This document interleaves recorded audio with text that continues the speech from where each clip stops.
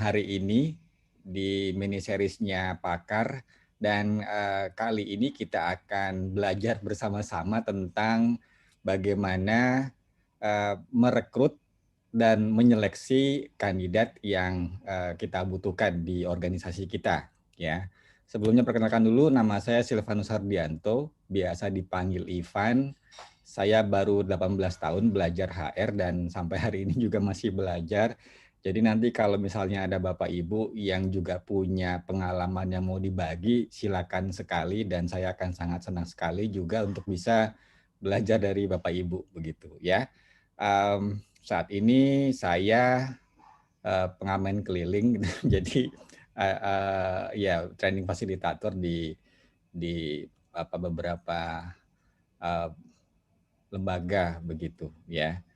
Nah, terkait dengan rekrutmen dan seleksi, untuk materi yang saya sampaikan hari ini sebenarnya bagian dari materi tentang mengelola sumber daya manusia di masa era yang new normal begitu ya. Jadi ini hanya bagian kecilnya yang ada di materi saya, yang lebih banyak lagi itu ada di sesi regulernya di Pakar. Jadi silakan kalau nanti Bapak Ibu juga tertarik untuk belajar lebih lanjut tentang hal-hal lain, bagaimana tentang pengelolaan sumber daya manusia, ya, sangat dipersilakan gitu ya. Untuk rekrutmen dan seleksi, jadi ini ada dua kegiatan sebenarnya Bapak Ibu. Yang pertama adalah rekrutmen, yang kedua adalah seleksi. Sederhananya, menurut saya rekrutmen itu adalah bagaimana kita mengumpulkan CV atau resume dari kandidat. Nah, itu rekrutmen ya. Sementara selection atau seleksi adalah menyeleksi CV-CV atau resume-resume yang sudah masuk, yang berhasil dijaring oleh perusahaan, kira-kira begitu. Jadi ini ada dua kegiatan yang berbeda ya. Saya selalu menyarankan kepada organisasi atau kepada perusahaan untuk proses rekrutmen itu bisa dilakukan kapanpun secara reguler, tidak hanya pada saat butuh saja. Jadi rekrutmen itu kan tadi collecting CV atau resume ya.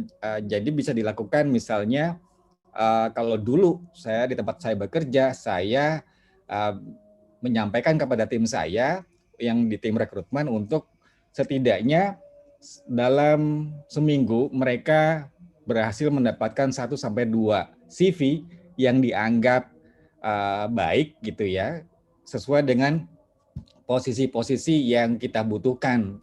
Bisa jadi bahwa posisi yang ada potensi turnover-nya tinggi, atau posisi-posisi kunci yang ada di dalam organisasi perusahaan kita gitu. Jadi ini yang akan membuat pipeline rekrutmen kita akan semakin kuat gitu. Jadi tidak akan kesulitan pada saat nanti kita butuh kandidat untuk diproses lebih lanjut, diseleksi begitu ya.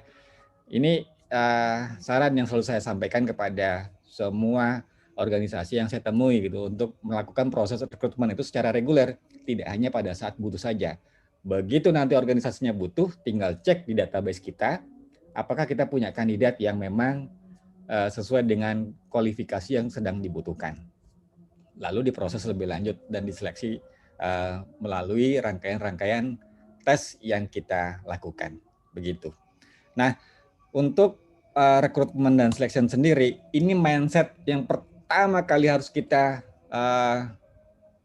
gunakan, bahwa tidak ada yang namanya kandidat ideal. Itu tidak ada sama sekali. Pengalaman saya begitu. Jadi misalnya kita ada satu posisi yang dibuka, kita tulis misalnya ada 10 kualifikasi untuk posisi ini. 1, 2, 3, 4, 5. Misalnya minimal lulusan S1 minimal, itu kualifikasi pertama. Kualifikasi kedua misalnya pengalaman minimal 3 tahun.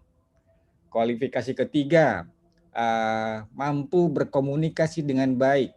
Kualifikasi keempat mampu melakukan presentasi dengan baik. Kualifikasi yang kelima memiliki jejaring yang luas misalnya. Kualifikasi keenam mampu mengoperasikan Microsoft Office dengan baik.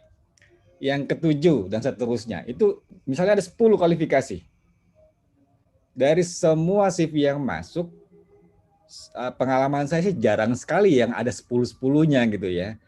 Paling maksimal ada di 9 atau di 8. Itu tetap diproses.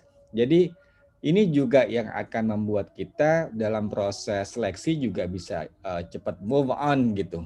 Ya, kita inginnya semuanya memang mendapatkan benar-benar kandidat yang cocok gitu ya, yang sesuai dengan kualifikasi yang kita inginkan. Tapi kalau kita terlalu kaku di sana, itu akan membuat prosesnya juga akan lebih lama. Gitu. Sementara biasanya hiring manager atau user kalau ditanya ini butuhnya kapan? Kemarin. Biasanya kan jawabnya begitu ya. Ini butuhnya kemarin. Itulah kenapa saya menyarankan kita harus memiliki yang namanya rekrutmen pipeline yang kuat. Lakukan proses rekrutmen secara reguler meskipun sedang tidak dibutuhkan atau sedang tidak buka vakansi di perusahaan kita, begitu. Ya. Selanjutnya biasanya masalahnya dimulainya dari mana ini? Ya, dimulai dari mana? Yang pertama adalah selalu kembali ke analisa kebutuhan. Kenapa sih kita harus rekrutmen? Alasannya apa kita harus rekrutmen? Apakah memang ada pekerjaan yang dianggap ini pekerjaannya udah nggak kepegang lagi nih kalau dikerjain sama orang yang ada? Pertanyaan saya, ini nggak kepegangnya reguler setiap hari seperti itu atau hanya waktu-waktu tertentu saja? Awal bulan, akhir bulan. Kalau misalnya hanya di waktu-waktu tertentu, tidak perlu rekrutmen sebenarnya. Cukup dikasih kompensasi upah lembur, beres itu, ya.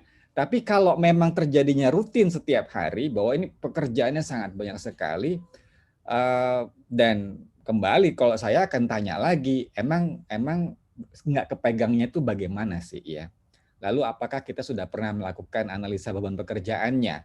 Apakah memang betul bahwa satu orang ini atau dua orang ini atau beberapa orang yang ada saat ini tidak mampu menyelesaikan pekerjaan yang ada dalam jam kerja resmi.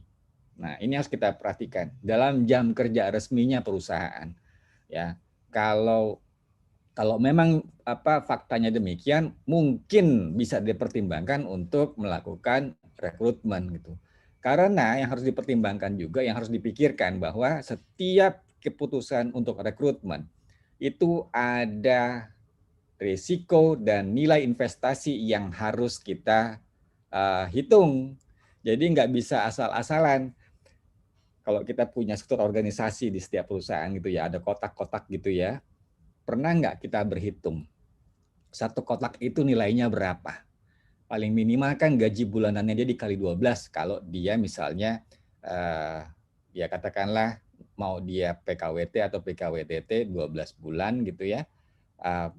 Yang PKWT 12 bulan ya artinya dikali 12 itu adalah nilai investasi minimal yang harus disediakan oleh perusahaan untuk bisa mempekerjakan yang bersangkutan. Belum yang lain-lainnya, ya, belum infrastrukturnya, alat kerjanya dan seterusnya. Itu nilai investasi yang harus disediakan oleh perusahaan. Lalu ada risikonya. Risikonya apa? Macam-macam. Salah rekrut orang bisa berantakan tim yang ada di dalam. Jadi salah rekrut orang bisa malah membuat situasi kerja jadi nggak nyaman. Salah rekrut orang akan menambah masalah baru, ya. Biasanya kan begitu perusahaan. Ya ini karena memang mereka melakukannya tergesa-gesa. Saya ingin sampaikan juga bahwa setiap kita mau melakukan proses rekrutmen dan seleksi, ya itu tidak bisa yang namanya terburu-buru, tidak bisa. Makanya kalau ditanya kapan harus ada, itu harusnya kemarin. Ini urgent banget nih, urgent. Saya tidak percaya bahwa proses rekrutmen yang dilakukan dengan tergesa-gesa akan menghasilkan dan mendapatkan kandidat yang cocok untuk kebutuhan yang kita inginkan. Saya nggak pernah percaya itu. Makanya di organisasi harus ada perencanaan kebutuhan sumber daya manusia yang jelas. Istilah kerennya manpower planning itu, ya. Makanya manpower planning itu harusnya dipikirkan dan didiskusikan dan diputuskan di akhir tahun biasanya. Jadi misalnya bulan November atau Desember itu perusahaan setelah mengevaluasi apa yang sudah dicapai selama 11 bulan terakhir, 10 bulan terakhir, lalu apa yang akan dicapai di tahun berikutnya. Misalnya target perusahaan akan ingin mendapatkan profit 1 miliar misalnya tahun depan. Artinya orang HR dan manajer itu berpikir bahwa untuk mencapai 1 miliar itu, kira-kira pasukan kita siap apa enggak? Cukup atau enggak? Kalau tidak cukup, berarti bisa dilakukan rekrutmen. Posisinya apa? Kualifikasinya apa? Bagaimana? Dan budgetnya berapa untuk itu? Itu harus sudah dipikirkan di tahun sebelumnya gitu. Begitu semuanya sudah dihitung dan akhirnya diputuskan, iya tahun depan kita akan merekrut dari sales 3 orang, dari admin 1 orang, dari ini sekian orang. Budgetnya total sekian. Begitu sudah diputuskan, proses rekrutmennya udah bisa langsung berjalan itu. Jadi kalau dilakukan tergesa-gesa, kalau dilakukan urgent gitu ya, apalagi kita tidak punya pipeline rekrutmen yang kuat, pengalaman yang pernah saya lihat sih biasanya hasilnya tidak optimal gitu, dan orang yang bergabung juga akhirnya tidak akan bertahan lama. Itu pengalaman yang pernah saya lihat sih ya, nggak tahu kalau pengalaman Bapak Ibu seperti apa gitu. Nah, makanya kalau saya tidak percaya yang namanya proses rekrutmen itu dilakukan dengan urgent gitu ya. Karena buat saya itu yang urgent cuma ada 2 hal. Yang pertama kebelet, yang kedua mau melahirkan. Nah ini urgent ini. Di luar itu bad planning namanya. Makanya harus direncanakan dengan baik. Dan terkait dengan key performance indicator rekrutmen, kalau dulu mungkin kita ada pernah tahu ada yang namanya time to fill. Wah, jadi waktu yang dibutuhkan untuk mengisi vakansi. Misalnya dalam waktu maksimal 2 minggu harus sudah terisi. Dalam waktu maksimal 1 bulan harus sudah terisi. Menurut saya loh ya, time to fill sebagai KPI rekrutmen itu sudah tidak relevan lagi. Kenapa? Karena nanti akan berpikir orang-orang yang melakukan itu, yang penting pokoknya sebelum waktu itu terjadi harus sudah ada isinya, harus sudah ada orang yang kepilih. Dan mereka kurang memikirkan tentang kecocokan kompetensi atau kualifikasi yang dibutuhkan gitu. Kalau saya lebih setuju KPI-nya orang rekrutmen, KPI-nya tim rekrutmen adalah ketika kandidat yang baru masuk ini, new hires ini, dia bisa bertahan paling tidak 12 bulan ke depan. Itu paling minimalnya. 12 bulan ke depan dia bisa tetap ada di perusahaan. Itu berhasil tuh rekrutmennya. Itu buat saya seperti itu. Daripada ada time to fill, orang nanti akan tergesa-gesa mencarinya, apalagi yaitu tadi belum punya pipeline rekrutmen yang kuat gitu ya.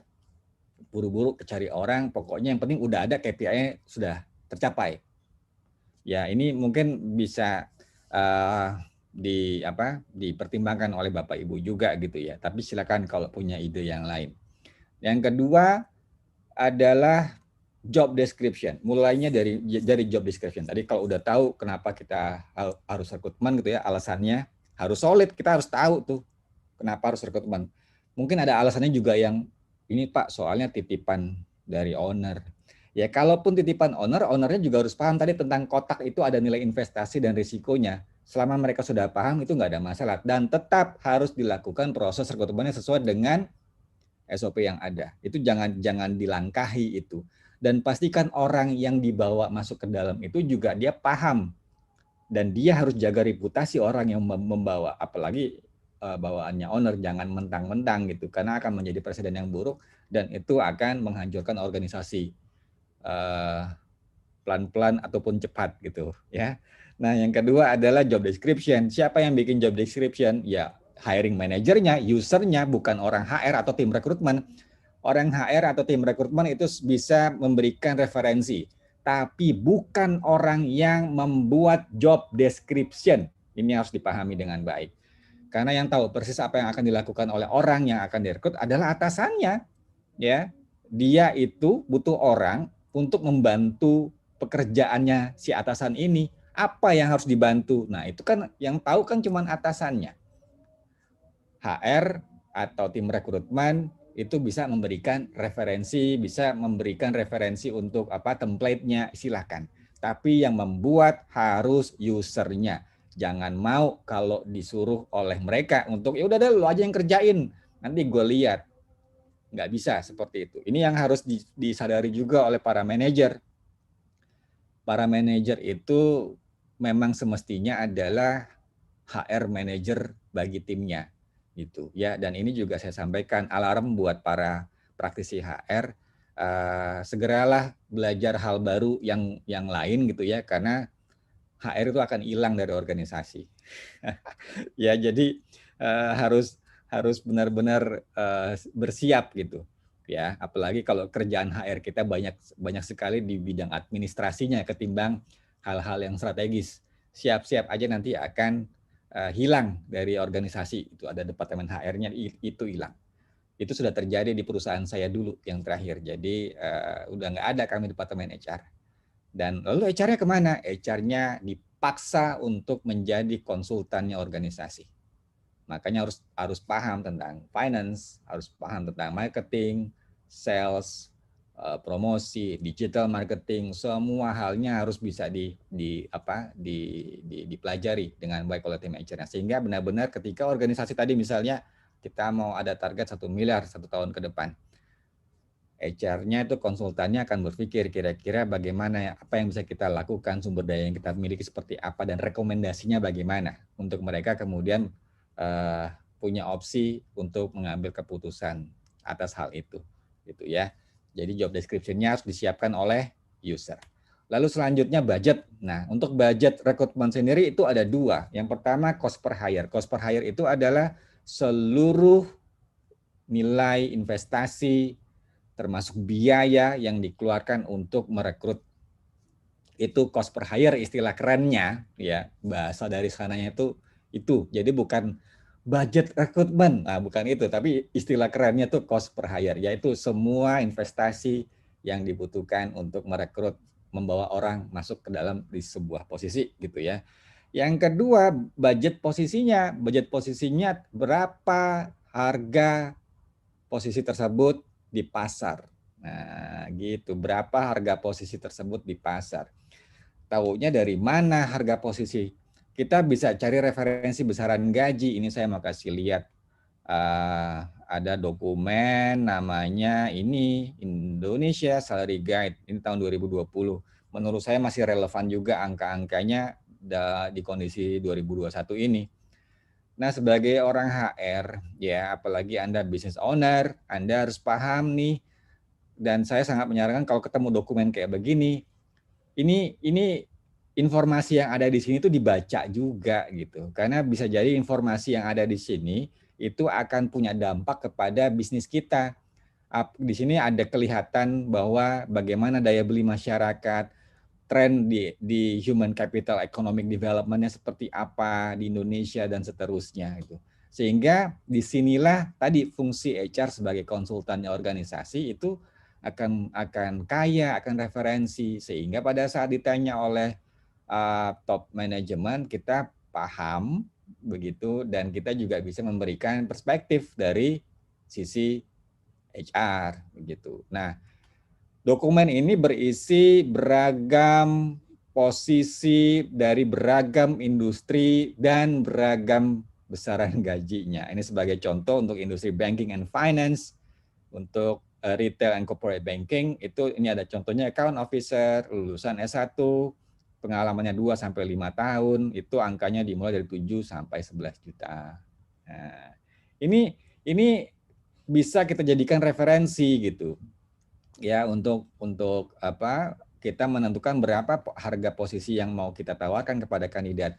Dan untuk informasi juga bahwa di Indonesia itu punya aturan, kalau Bapak Ibu sudah baca peraturan pemerintah Republik Indonesia nomor 36 tahun 2021 tentang upah gitu ya, bahwa setiap perusahaan itu wajib punya dokumen skala upah gitu, struktur dan skala upah, atau istilah kerennya itu salary structure. Kita harus punya.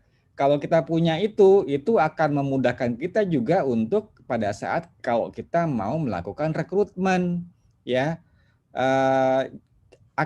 Kita akan punya dasar untuk nanti menentukan berapa budget yang kita tentukan untuk posisi-posisi tertentu itu gitu ya.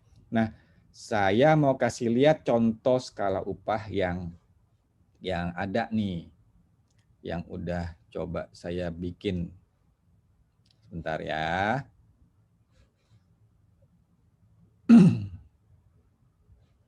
Ini. Nah, misalnya kita mau cari untuk departemen production ini contohnya.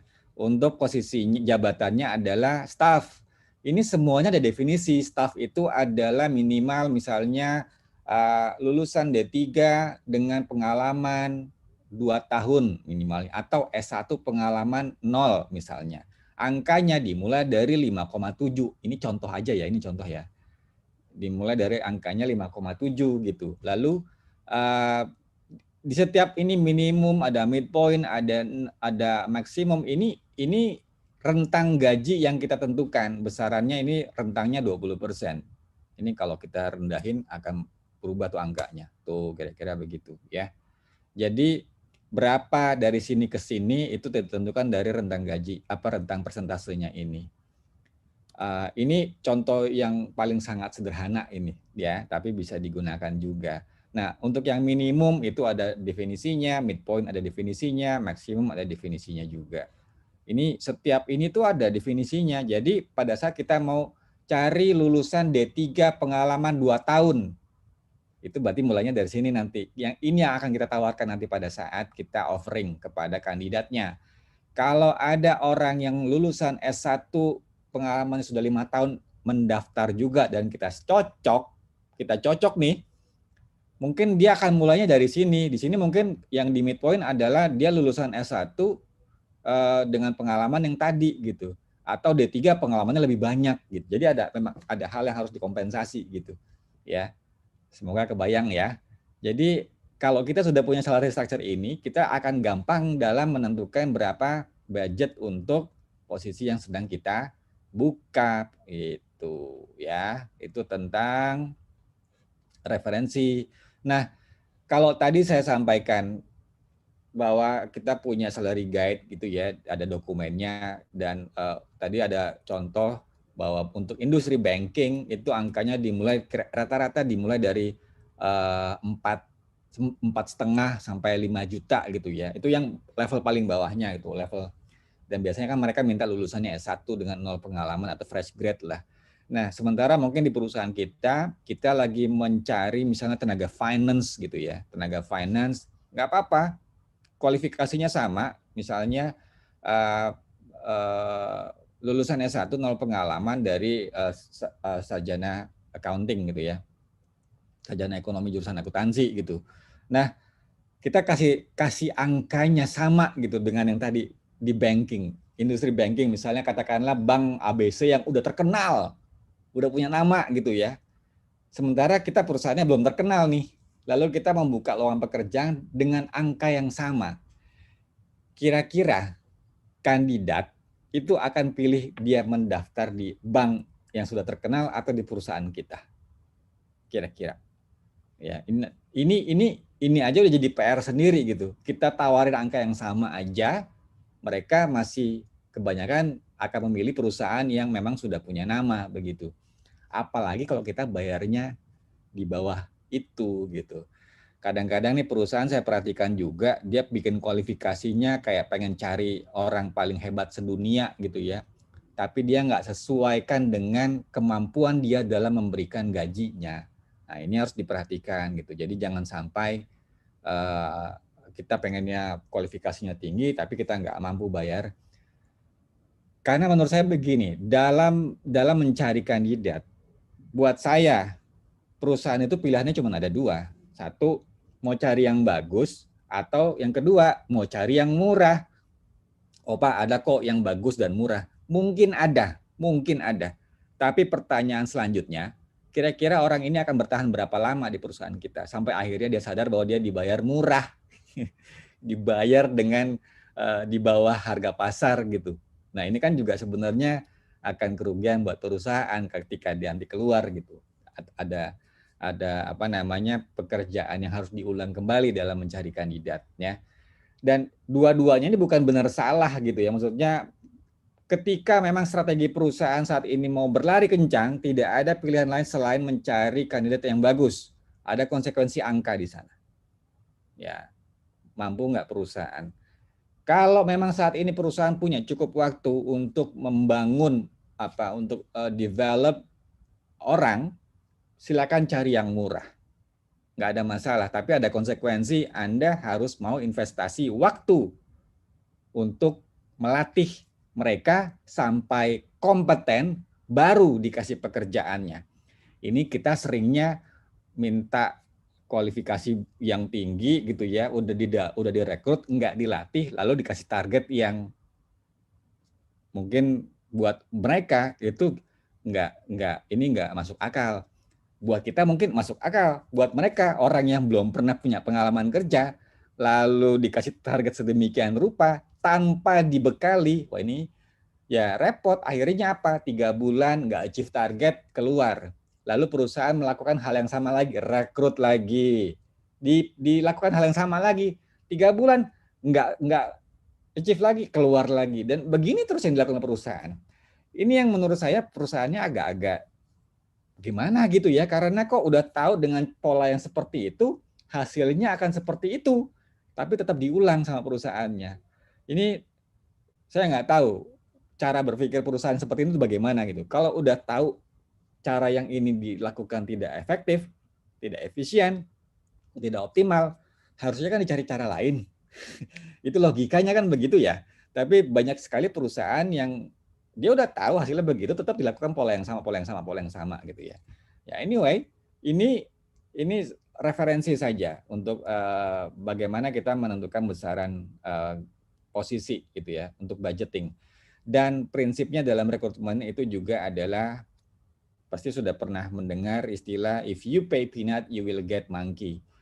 Ya kalau kasihnya kacang dapatnya monyet gitu ya. Ada harga, ada rupa gitu. Tapi saya sampaikan ini bukan benar salah. Tergantung dari strategi perusahaan. Kalau strategi perusahaan mau lari kencang saat ini nggak ada pilihan lain selain cari orang yang emang udah jadi. Itu ada konsekuensi angka tentu saja. Tapi kalau punya cukup waktu silakan cari yang murah untuk kemudian di-develop. Pak nanti udah di-develop orangnya keluar, ya itu resiko. Resikonya begitu juga gitu ya. Karena nggak ada yang bisa menjamin. Siapa yang bisa menjamin bahwa mereka akan stay sama kita selamanya? Nggak ada. Perusahaan itu hanya bisa menahan pekerja lebih lama, bukan selamanya. Perusahaan nggak boleh posesif sama pekerjanya, ya nggak boleh posesif. Makanya pipeline rekrutmennya harus kuat, gitu ya. Oke, nah sekarang nyarinya dari mana? Bisa dari job portal. Job portal kalau saya biasanya pakainya LinkedIn. Saya mau kasih sedikit tentang LinkedIn. LinkedIn ini powerful sekali buat apa namanya untuk mencari kandidat ya. Database-nya luar biasa internasional ini soalnya. Ya, misalnya saya mau cari seorang sales gitu. Terus saya ketik di kolom search sales lalu saya cari people. Nah, misalnya tuh banyak sekali orang-orang yang punya posisi sales itu muncul di sini. Misalnya saya tertarik dengan Mbak, ini ada Mbak Sabrina. Wah, ada Mbak Sabrina. Lalu saya pelajari profilnya, seandainya saya cocok, lalu saya bisa japri ke Mbak Sabrina. Misalnya kesempatan bekerja. Selamat malam Mbak Sabrina, saya Ivan dari PT ABC. Saat ini perusahaan kami sedang mencari kandidat untuk posisi sales di area Jakarta misalnya. Kami sudah mempelajari profil Mbak Sabrina dan sepertinya profil Mbak cocok untuk posisi ini. Apabila Mbak Sabrina berminat, mohon berkenan mengirimkan CV terakhir ke alamat email berikut. Terima kasih, salam Ivan. Saya kasih nomor telepon saya, lalu saya kirim send. Mbak Sabrina akan mendapat notifikasi. Gitu. Itu rekrutmen yang aktif. Artinya ini yang dulu saya sampaikan kepada tim rekrutmen saya, kamu seminggu harus setidaknya dapat 1 atau 2 CV. yang bisa kita simpan di database internal kita. Jadi kalau kita butuh, kita langsung kontak yang bersangkutan. Kalau bersangkutannya lagi available atau tersedia gitu ya, bisa langsung diproses gitu ya. Di LinkedIn juga bisa kalau kita mau minta LinkedIn-nya mencarikan kandidat. Ini ada, mereka punya talent solution tapi ini berbayar. Kita juga bisa posting informasi lowongan pekerjaan gitu. Ini banyak banget nih perusahaan-perusahaan yang daftar yang posting. Nih misalnya saya mau cari HR. Banyak banget tuh perusahaan-perusahaan yang lagi cari ya. Ini tentang LinkedIn. Jadi LinkedIn itu bagus juga kalau kita bisa gunakan untuk mencari kandidat yang kita inginkan gitu. Ini saya nggak jualan LinkedIn ya, tapi karena saya sudah pakai LinkedIn untuk rekrutmen, saya sudah gunakan LinkedIn dari sejak tahun 2012. Saya udah pakai LinkedIn untuk mencari kandidat gitu. Itu untuk job portal. Silakan juga kalau misalnya mau menggunakan job portal yang lain, ya yang dianggap intinya adalah ketika kita menggunakan itu ya, job portal itu memang benar-benar manfaatnya sepadan dengan investasi yang kita keluarkan gitu. Jangan sampai kita posting di job portal ini padahal kualifikasinya udah sangat tajam, kok yang terjaring CV-CV-nya masih banyak yang nggak sesuai gitu. Nah ini artinya algoritma di job portalnya itu yang dipertanyakan gitu ya. Selanjutnya bisa kita juga mendapatkan kandidat dari lingkungan sekitar. Bisa aja nih sekarang tetangga kanan kiri lagi ada yang memang belum bekerja dan bisa membantu tim yang ada di perusahaan kita. Jadi nggak perlu jauh-jauh lagi carinya gitu ya. Yang ketiga ada program referral dari perusahaan. Ini dulu salah satu yang saya utamakan juga pada saat mencari kandidat gitu. Jadi ketika ada vakansi di perusahaan, yang pertama kali kami informasikan juga adalah karyawan internal. Mereka kemudian akan memberikan referensi kandidat yang mereka jagokan. Bukan hanya sekedar kirim CV-nya aja gitu, tapi mereka juga harus memastikan mereka sudah pernah bekerja sama dan kenal baik dengan orang ini. Kenal baik, bukan yang cuman forward CV bahwa ada kenalan, lalu sini CV-nya gue bawa masuk gitu. Nggak begitu, karena ada formulir yang harus mereka lengkapi, kenalnya di mana, hubungannya apa, apakah pernah bekerja sama, lalu kalau pernah bekerja sama di proyek apa, bagaimana perilakunya dan seterusnya. Itu kemudian akan kami validasi pada saat kalau dia diproses untuk interview. Gitu. Yang akan menjadi taruhannya adalah reputasi pekerja yang memberikan rekomendasi. Karena ketika si karyawannya lolos masa percobaan 3 bulan, maka karyawan yang memberikan referensi akan mendapatkan hadiah dari perusahaan. Kami dulu memberikan uang, besarannya bergantung dari levelnya. Dimulai dari 7 juta untuk level paling bawah, gitu ya, staff. Untuk level manager 20 juta. Dan ini tetap saja secara value for money lebih hemat dari sisi perusahaan ketimbang kami harus misalnya menggunakan agensi gitu ya. Dan biasanya akan mendapatkan kandidat yang memang benar-benar sesuai gitu. Karena ada orang yang yang mau mempertaruhkan reputasinya. Karena kalau terjadi sesuatu yang kami panggil adalah karyawan yang memberikan referensi gitu ya. Jadi tidak mesti bahwa kalau mungkin pernah dengar istilah orang dalam itu pasti menang. Enggak selalu seperti itu. Karena prosesnya akan sama antara kandidat yang datang dari luar sama yang dibawa oleh dari karyawan gitu ya. Jadi tidak selalu demikian. Karena prosesnya tetap harus prudent sesuai dengan prosedur yang telah disepakati dan ditentukan untuk proses rekrutmen dan seleksinya. Selanjutnya kita bisa menggunakan rekrutmen agency untuk mencari kandidat. Ini adalah perbandingan sumber rekrutmen, bisa dari job portal, itu ada biayanya sekitar 500.000 ya, kalau nggak sampai 300 sekarang per pos atau berlangganan gitu ya. Lalu kalau lingkungan sekitar itu gratis, referral tadi variatif tergantung perusahaannya. Nah kalau pakai agency itu biasanya ada fee sekitar 20-30% untuk gaji per tahun. Ya, gaji per tahun itu 13 kali gaji ya, karena ada THR-nya. Kelebihannya ini seperti ini ya. Nah ini kekurangannya job portal itu banyak sih yang masuk CV-nya, tapi nggak tahu nih algoritmanya kok banyak sekali yang tidak sesuai gitu ya. Kalau untuk lingkungan sekitar, kekurangannya ini ada potensi rasa tidak enak. Tapi selama memang kita sudah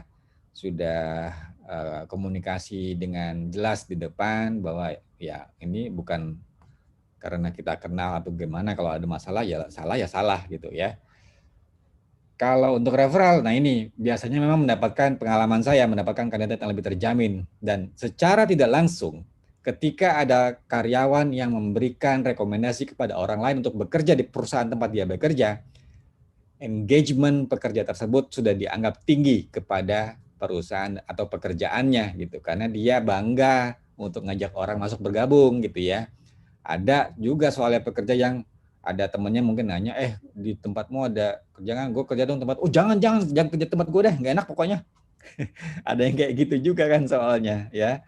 Nah kalau untuk yang rekrutmen agent ini mereka menangnya biasanya ada garansi ya. Kalau di 3 bulan atau di 6 bulan ada yang dia keluar, akan dicarikan kandidat penggantinya gitu. Nah sekarang assessmentnya. Assessment biasanya saya nggak tahu Bapak Ibu masih pakai psikotes atau enggak nih.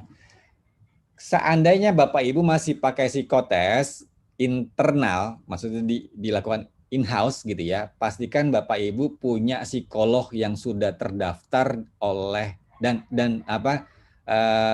terdaftar dan telah resmi oleh negara gitu ya, sudah disumpah gitu. Karena memang hanya psikolog yang sudah tersumpah aja yang boleh menilai hasil tes psikotes ya.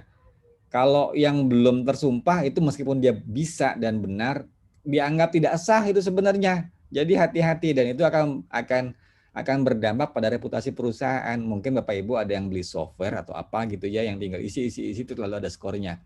Lalu ada artinya apa?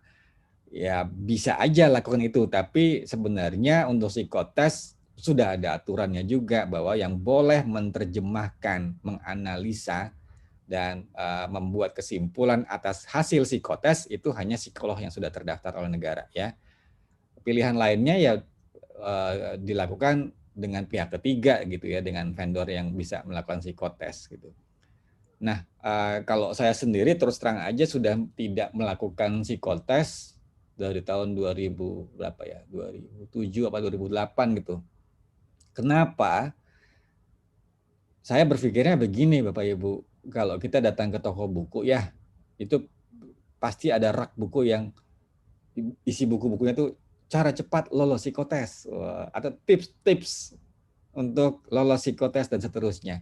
Pertanyaan saya, lah ini orang taunya, kalau saya taunya gimana ketika orang ini melakukan dia sebagai dirinya yang asli gitu ya, atau dia sebagai orang yang sudah mempelajari bagaimana cara menjawab tes-tes yang dilakukan gitu ya. Kalau warteg itu yang gambar ini, gambarnya ini dulu. Kalau untuk gambar orang begini, gambar pohon tuh begini. Nah ini kan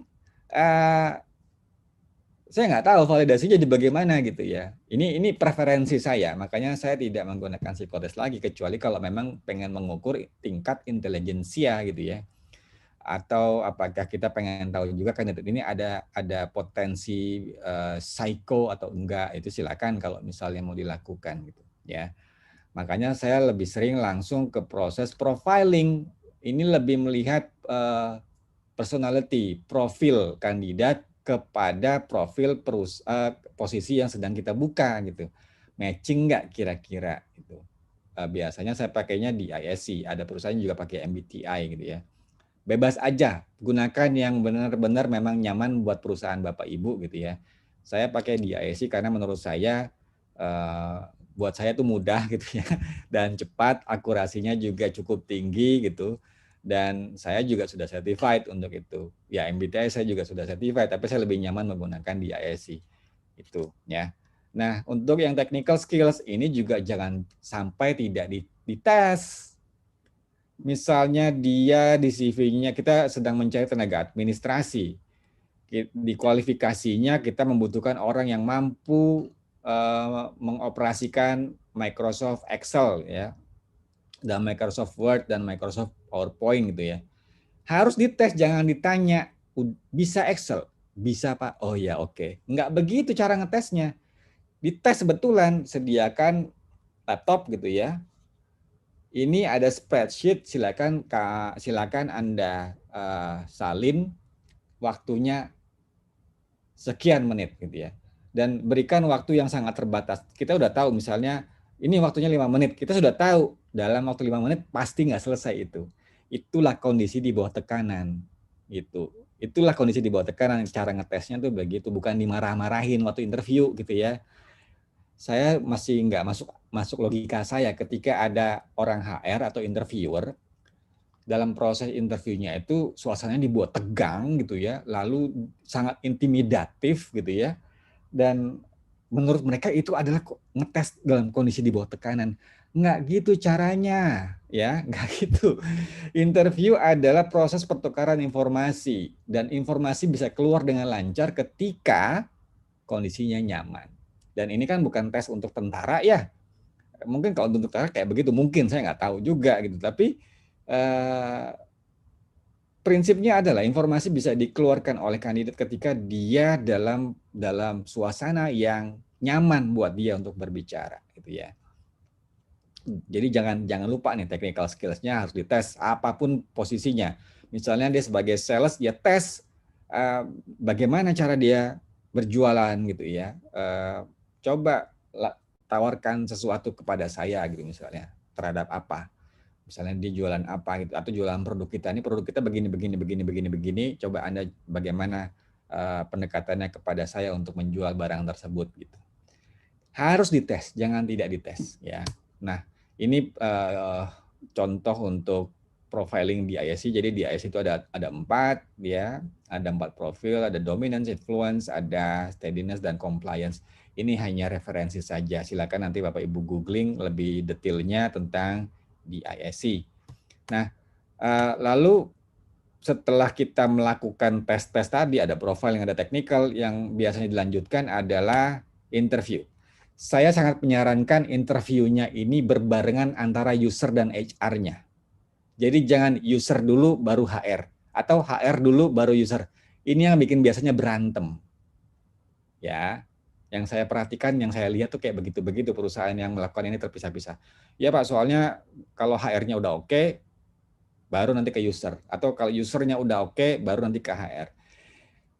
Di satu sisi, ini malah butuh waktu lebih lama kalau menurut saya. Kalau bareng, kan bisa setelah selesai interviewnya langsung ngobrol. Gimana tadi kandidatnya oke nggak? Menurut Anda bagaimana? Menurut saya bagaimana? Lalu kita putuskan kalau ini masih bisa dipertimbangkan, oke. Kalau enggak ya udah masuk kotak. Langsung beres gitu, langsung dapat keputusan gitu ya. Nah, kalau user nanti, soalnya kalau di user dulu atau HR dulu baru berikutnya, nanti usernya bilang oke gini oke, tapi sama HR enggak tuh enggak oke.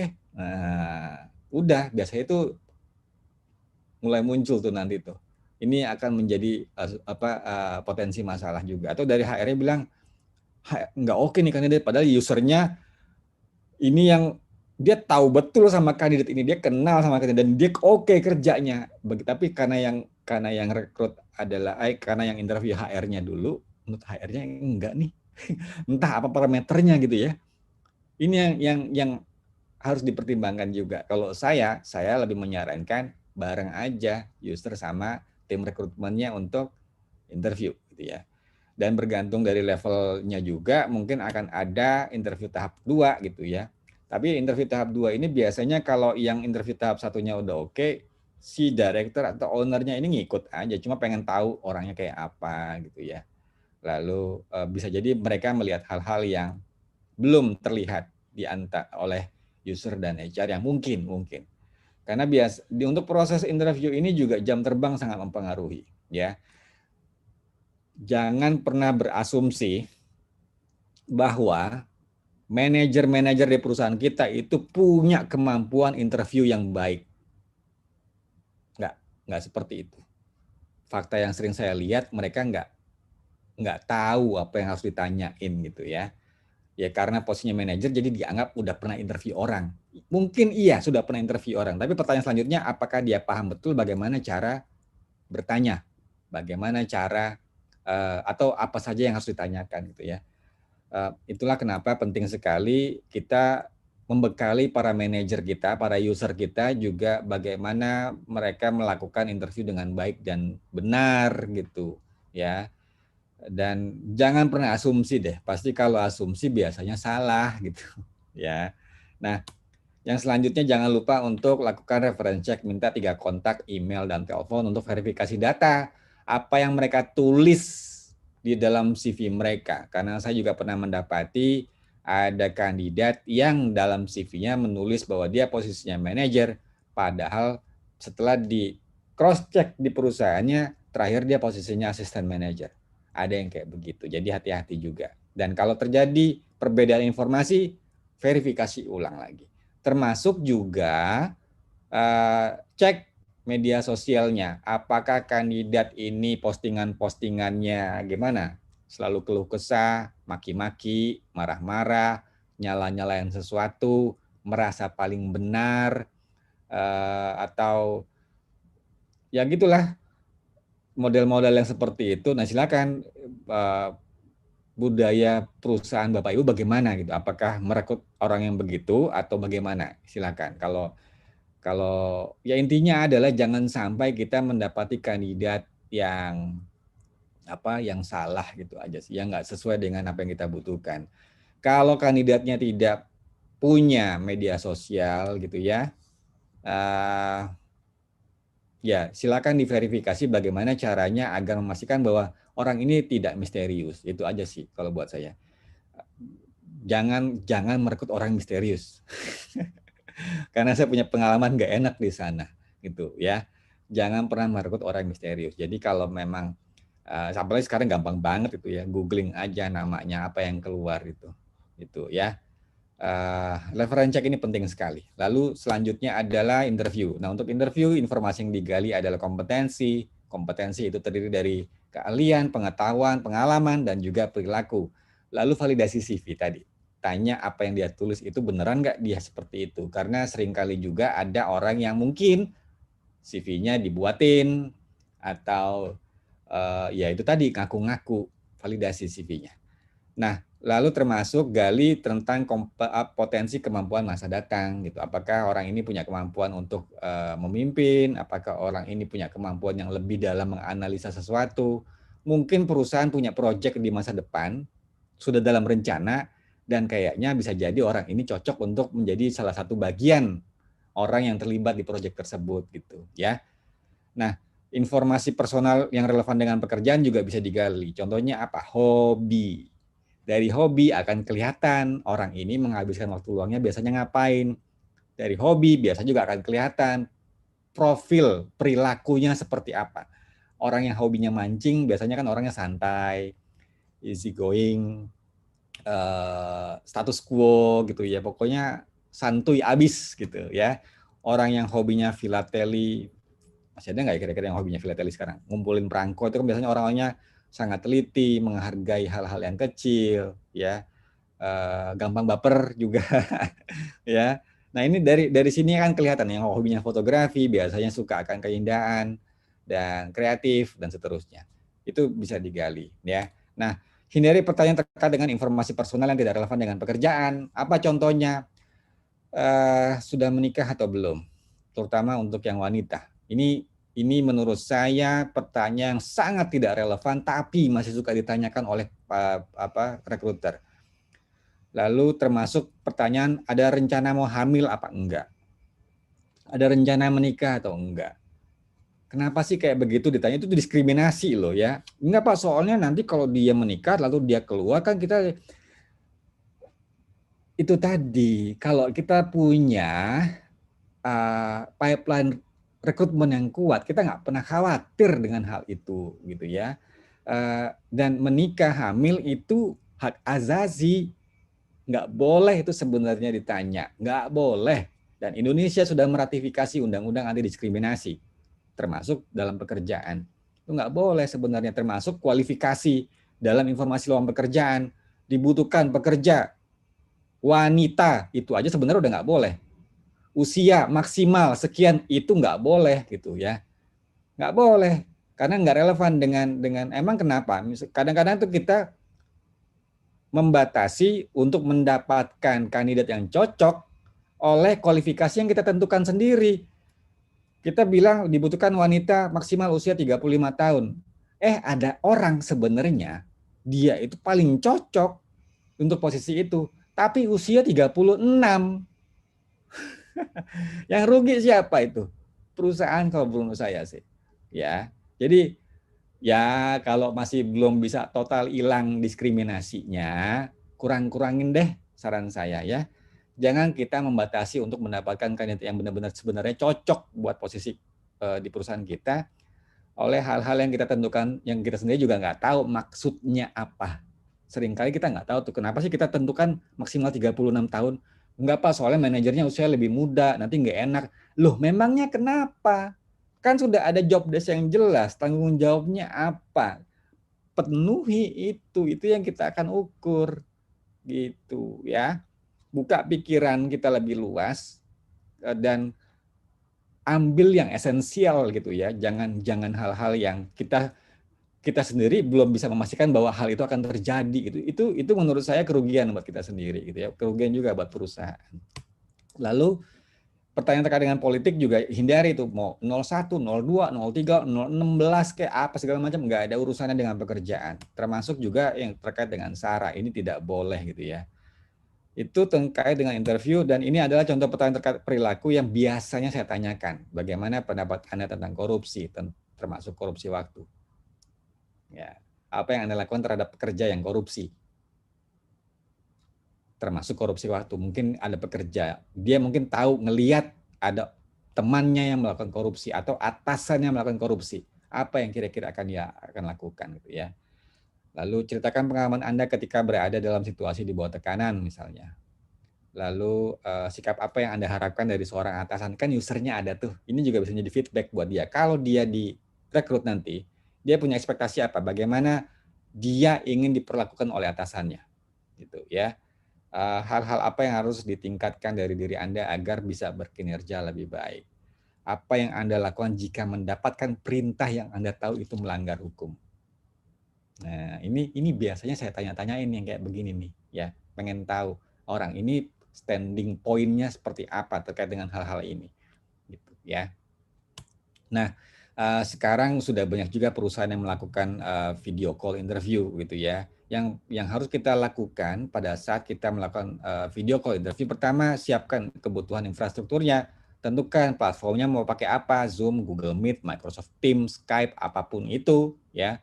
Tentukan, lalu informasikan dengan detail dan jelas kepada semua pihak yang terlibat, user, apalagi kandidatnya. Terkait dengan apa, jadwal, alat proses gitu ya, termasuk kalau misalnya ada jadwal untuk cek jaringan dulu. Biasanya perusahaan yang sangat serius melakukan proses interview, mereka akan ada cek, misalnya jadwal interviewnya jam 9, 8.30 cek koneksi dulu ya sama kandidatnya. Paling cuma 5 menit. Jadi kalau ada apa-apa bisa langsung diantisipasi gitu ya. Lalu siapkan note dan alat tulis untuk mencatat jika diperlukan. Yang selanjutnya pastikan ruangan kita juga kondusif untuk interview, nggak berisik, cahayanya jelas gitu ya. Dan itu juga bisa ngecek tuh nanti pada saat kita cek koneksi ke kandidat, bisa kita kasih feedback kalau itu cahayanya boleh lebih terang lagi nggak biar mukanya kelihatan dengan jelas dan seterusnya gitu ya. Nah ini koneksi nih, ini diinformasikan pada saat tadi tuh di awal di emailnya mungkin ya, karena menurut saya ini akan sangat mengganggu sekali dan bisa nurunin mood baik kandidat dan juga interviewernya kalau ternyata pada saat kita janjian interviewnya jam 9 banget kita baru connect gitu ya, dan akhirnya ada masalah teknis macem-macem gitu ya, sampai akhirnya mungkin baru bisa mulai jam 9:30, jam 9:45 dan seterusnya. Itu udah moodnya udah hilang gitu. Dan akan bergeser waktu. Mungkin setelah itu akan ada kandidat yang lain dan seterusnya. Itu saran saya sih ya harus ada cek koneksinya dulu ya. Idealnya demikian. Lalu hindari potensi distraksi selama interview. Contohnya handphone. Seringkali itu saya masih perhatikan juga ini interviewer sibuk mainan handphone sendiri. Dia habis tanya ke kandidat, lalu kandidat yang merespon penjawab, dia respon handphonenya si interviewer. Lah, orang yang jawab si kandidat ini kan jadi bingung, dia mau ngomongnya gimana, dia tidak diperhatikan. Saran saya jangan begitu. Ingat, kandidat yang potensial, kandidat yang cerdas, dia juga akan menilai interviewernya. Interviewer itu adalah etalase pertama perusahaan. Reputasi perusahaan itu juga melekat di interviewernya. Jangan sampai kandidat yang bagus akhirnya tidak mau bergabung gara-gara melihat ini interviewernya kok begini banget ya orangnya ya. Tidak profesional, tidak menghargai orang lain, tidak tahu apa yang harus dilakukan dan nanyanya nggak relevan dengan pekerjaan yang sedang dibuka. Kandidat yang cerdas akan menilai juga yang demikian. Dan sekarang saya perhatikan banyak sekali kandidat yang cerdas-cerdas. Jadi hati-hati ya. Nah, silakan kalau ada pertanyaan. Ini sudah ada beberapa pertanyaan. Apabila tim HR di sebuah organisasi tidak ada, bagaimana organisasi tersebut melakukan rekrutmen? Ya, usernya langsung, manajernya langsung yang akan melakukan proses rekrutmen ya. Kenapa HR disingkirkan ya Pak? Karena kalau HR-nya yang kebanyakan pekerjaannya administrasi, itu sudah akan digantikan oleh teknologi. Sekarang sudah banyak aplikasi atau software untuk administrasi. Karyawannya udah bisa self-service, ya. Lalu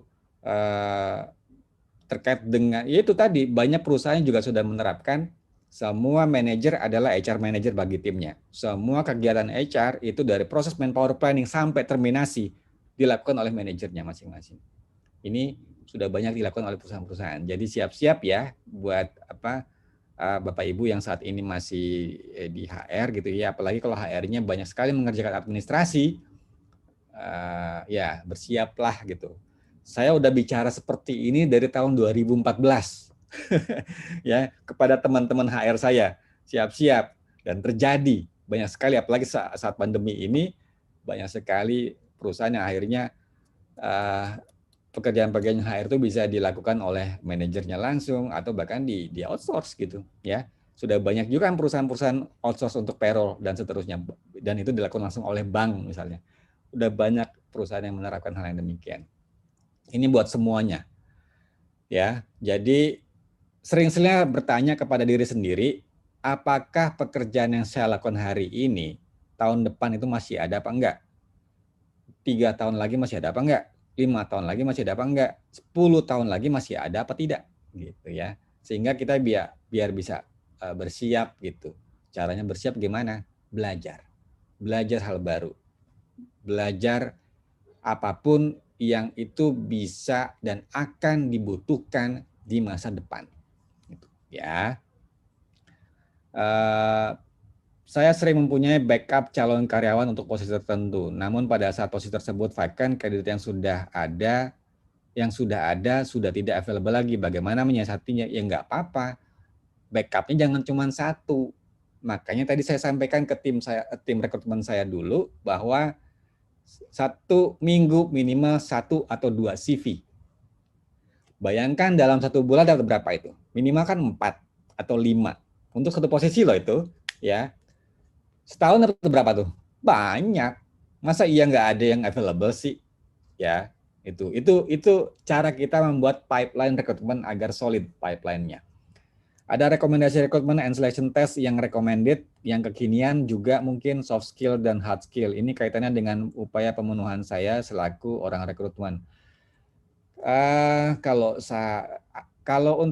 untuk tes ya itu tadi saya sudah jelaskan. Bisa profiling ya. Profiling kalau saya tetap sampai saat ini masih nyaman dengan DISC. Yang terpenting itu tadi, tes teknis jangan sampai dilengkapi. Jangan sampai tidak dilakukan. Banyak sekali yang melengkapi ini gitu ya. Ditanya bukannya dites beneran gitu ya. Microsoft Word dites betulan, ini ada naskah, coba Anda salin dalam waktu 5 menit misalnya. Ini ada slide PowerPoint, coba Anda bikin slide PowerPoint. Atau ini ada materi ini, coba Anda bikin PowerPoint-nya. Gitu. Itu tes teknis dan harus dites. Ya. biar ketahuan bahwa orang ini beneran mampu atau enggak gitu. Job portal apa yang bisa posting loker gratisan? Ya loker gratisan, LinkedIn bisa pasang aja di status. Saya sering banget saya bikin status postingan job apa informasi lowongan pekerjaan. Ini banyak banget nih. Ini juga ada tuh orang pasang tuh. Ya, banyak banget kok. Pasang aja di status kita itu gratis itu. Ya. Dan saya alhamdulillah kalau yang respon postingan saya itu lumayan banyak itu. Ini ada tuh 688 yang view-nya 36.000 orang. Ini 33 orang yang nih saya posting tuh. Ya. Yang respon 300, view-nya sekian. Ini ada lagi yang tuh 88.000 yang view, yang respon 2.000 orang. Lumayan ya. Nih 111.000 tuh. Jadi lumayan. Maksudnya silakan aja Anda posting di status Anda nih. Ketik di sini. Gitu ya. Itu yang gratisan. Kalau mau dibantuin LinkedIn untuk dapat kandidatnya langsung, Anda bisa pakai fasilitasnya mereka yang talent ini tadi. Talent Solution. Dulu namanya rekrutmen. Ini dulu LinkedIn namanya rekrutmen. Sekarang Talent Solution namanya. Ya. Ini ada nih post a job for free tuh. Sekarang sudah ada yang gratisan tuh, lihat. Ya. Jadi kalau saya sih merekomendasikan LinkedIn. Kembali lagi saya nggak jualan LinkedIn ya, LinkedIn nggak bayar apa-apa ke saya gitu ya. Tapi karena saya tuh fair-fairan aja kok, kalau bagus ya bagus, kalau enggak ya enggak gitu. Itu aja sih. Ini ada lagi pertanyaan, gimana dengan internal hiring, rekrutmen dari bagian lain? Pakai tes apa yang disarankan? Apakah pakai masa percobaan? Masa percobaan itu tergantung dari perjanjian kerja yang boleh ada masa percobaan itu cuman PKWTT dan maksimal 3 bulan. Ini maksudnya apa ini? Gimana dengan internal hiring rekrutmen dari bagian lain? Misalnya saya butuh orang HR tapi saya ambil dari orang finance gitu kayak maksudnya. Kalau begitu ya nggak apa-apa. Yang terpenting adalah kualifikasinya yang bersangkutan punya apa enggak. Lalu orangnya mau apa enggak. Itu juga penting ya. Lalu apakah manajernya kasih izin apa enggak? Gitu ya. Itu sih yang terpenting. Karena kalau saya tuh selalu percaya ketika sebuah pekerjaan dilakukan dengan kondisi terpaksa, biasanya hasilnya tidak optimal. Itu sih. Pakai interview dengan user itu interview dengan siapa? Dengan atasannya, usernya, penggunanya, manajernya. Nah, itu user itu pengguna, manajernya. Ya, misalnya ini kita lagi rekrut seorang sales staff, ya sales manajernya yang ikut interview, gitu ya. Persentase interview HR user 40-60. Untuk penilaian ke pelamar itu bagaimana? Maksudnya bagaimana? HR user 40%. HR 40%, user 60%. Maksudnya bobot penilaian. Enggak begitu caranya. Kalau menurut saya begini, bagi tugasnya adalah mungkin user bertanya hal-hal terkait dengan kemampuan teknis. Lalu HR bertanya terkait dengan non teknis. Bagi tugasnya begitu. Bobotnya itu bukan user lebih tinggi dari HR, enggak begitu. Bobotnya harus sama. Yang terpenting adalah dari seluruh proses rekrutmen dan seleksi, mana bobot tertingginya? Kalau saya bobot tertingginya adalah di interview pasti. Ya, mungkin ada tes tadi, ada tes teknis, ada profiling tes, ada apapun tesnya, dan ada interview. Interview itu buat saya yang bobot paling tinggi. Gitu. Tapi kalau antara HR dan user, sebenarnya jangan yang user lebih tinggi. Kalau menurut saya harus equal, karena harus sama-sama penting. Non teknis bukan tidak lebih penting daripada kemampuan teknis loh ya. Non teknis itu kan biasa terkait dengan perilaku, terkait dengan attitude ya, attitude perilaku ya, dan apa hal-hal ya non teknis gitu. Dan itu juga akan mempengaruhi hasil kerja. Salary structure di perusahaan kami sudah membuat salary structure berisi komponen gaji pokok, tunjangan-tunjangan, uang makam dan lain-lain, TMK dan TJ berdasarkan jabatan dan lama bekerja. Gaji pokok dan tunjangan pendidikan berdasarkan latar belakang pendidikan dan jabatan. Uang makan ya ini ya. Dan operasional tergantung dari jabatan dan langsung bekerja. Apakah sudah tepat dan apakah ada isi salary structure yang terstandar dan terbaik? Nggak ada terstandar dan terbaik, itu nggak ada kalau pengalaman saya. Yang sudah dilakukan itu sudah bagus banget sih menurut saya. Karena memang peraturannya begitu, berdasarkan kualifikasi pendidikan, pengalaman, ya, lalu apalagi kemampuan teknis, kemampuan non teknis, udah cukup kok itu, ya. Mau dibikin lebih detail lagi, ya boleh-boleh aja. Silakan kalau memang dibutuhkan yang demikian. Yang terpenting adalah apapun yang mau kita lakukan di perusahaan, kebijakan, dokumentasi, lalu bisnis proses, itu yang benar-benar berdampak pada profit perusahaan aja, yang nggak berdampak kepada profit perusahaan dan keberlangsungannya, nggak usah dibikin. Itu akan buang-buang waktu, buang-buang biaya, buang-buang tenaga, buang-buang pikiran gitu ya. Yang esensialnya aja. Saran saya sih begitu. Untuk initial interview di awal oleh rekrutmen, apakah menurut Anda baik? Initial interview di awal oleh rekrutmen boleh. Itu yang biasa saya juga lakukan. Tadi tim rekrutmen saya juga minta mereka untuk initial interview by phone. Mereka kan collecting CV, mereka udah tanya-tanya hal-hal dasar aja yang umum-umum gitu untuk sebagai catatan. Itu silakan dilakukan. Ya. Reference check, minta nomor dari kandidat, apa telepon langsung ke HR kantor, minta kontaknya dari kandidat. Nanti kita verifikasi, kita telepon gitu ya. Minta 3. Kalau Mas sendiri concern masalah usia, lalu berkeluarga dan anak atau tidak, untuk posisi manajerial khususnya, mengingat di pasar sekarang banyak kaum milenial yang sudah di posisi yang judulnya manajer, tapi secara jam terbang tentunya lebih matang dan usia di atas milenial.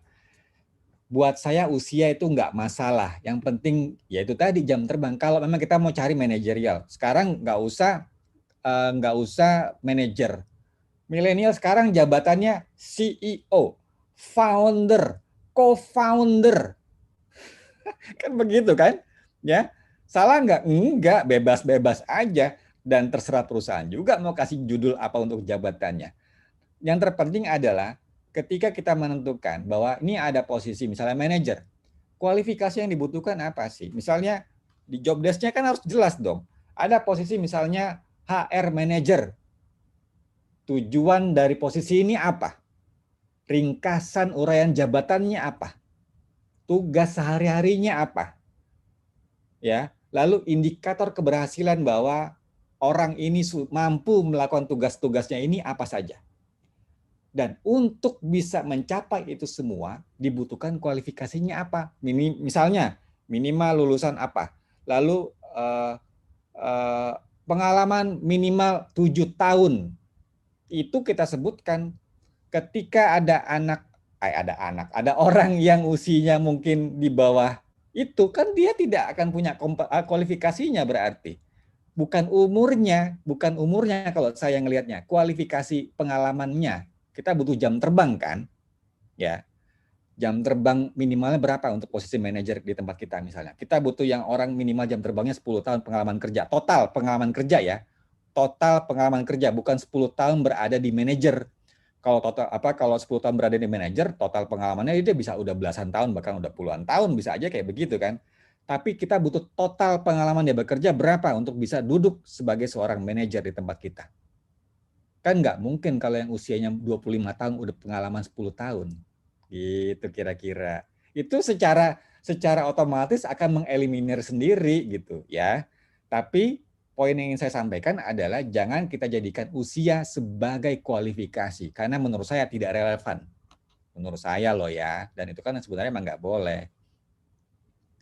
Lalu contoh korupsi waktu, makan di saat jam kantor, maksudnya makan di saat jam kantor. Semua perusahaan punya punya definisinya masing-masing. Jadi intinya adalah di jam kantor, ya kamu harus melakukan apapun yang mestinya kamu lakukan di pekerjaanmu sesuai dengan tanggung jawab kerja gitu ya. Misalnya lagi jam kantor, tapi dia seringnya nongkrong di pantry gitu ya. Lagi jam kantor, ini ada orang-orang, ini saya tidak maksud untuk bagaimana begitu ya. Karena ada kasus juga di tempat saya bekerja dulu, ini ada orang, dia memang sangat kuat sekali ibadahnya, ya. Dan ibadah itulah adalah hak asasi manusia. Ini juga harus kita pahami. Namun, kalau dia melakukan ibadah dari pagi, itu lama sekali gitu. Sehingga pada saat dia dibutuhkan oleh manajernya untuk misalnya ada meeting tertentu, jadi nggak bisa gitu ya. Ini juga kita bukan melarang orang untuk ibadah, tapi setiap orang yang bekerja itu juga harus paham bahwa kita punya kewajiban yang harus kita tunaikan juga, dan itu juga bagian dari ibadah. Ini harus kita pahami ya. Dan buat perusahaan ada yang masih kebingungan untuk ngurus-ngurus yang kayak begini ya. Kalau buat saya itu udah masuk korupsi waktu tuh kayak begitu ya. Harusnya bekerja, silakan ibadah silakan, tapi yang sepantasnya aja gitu ya. Jangan ini ibadahnya lama sekali dan sehingga ini orangnya kemana sih? Oh ya lagi ibadah dia. Itu enggak, dia lupa bahwa kewajiban dia bekerja memenuhi nafkah kepada keluarganya itu juga bagian dari ibadah gitu ya. Ini yang harus kita juga terbuka pikirannya dan pahami dengan baik hal-hal yang demikian gitu. Untuk interview kedua dengan direktur atau owner ini semua jabatan atau bisa digantikan dengan atasan langsungnya ya Pak? Kalau menurut saya ketika perusahaan sangat serius untuk mendapatkan kandidat yang cocok, itu nggak bisa diwakil-wakilin kalau menurut saya loh ya, kalau emang serius. Bukannya nggak percaya, tapi ini adalah masalah tentang seberapa serius perusahaan itu untuk mendapatkan kandidat yang memang sesuai. Gitu. Bahkan kalau buat saya usernya ada sibuk jadwalnya, nggak bisa, lalu dia minta, udah deh sama asisten gue aja yang interview. Artinya si manajernya ini nggak serius untuk mendapatkan kandidat yang benar. Dan kalau manajer kayak gitu, nggak saya terusin tuh prosesnya. Tunggu sampai dia ada waktunya.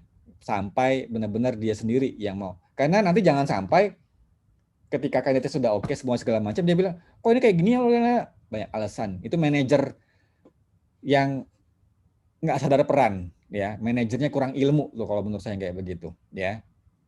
Kenapa setiap ganti manajer beda juga aturannya? Ya gitu deh. Kalau perusahaannya belum punya aturan yang jelas, biasanya begitu. Tapi kalau perusahaan sudah punya aturan main yang jelas, sudah punya SOP yang jelas, mau siapapun orang-orang yang berganti, ya tetap itu yang akan dijalankan. Gitu ya. Gimana lihat trending topik Agile for HR dan HR for Agile ini apa nih masuk pertanyaannya? Gimana lihat trending topik? Saya nggak paham maksud pertanyaannya.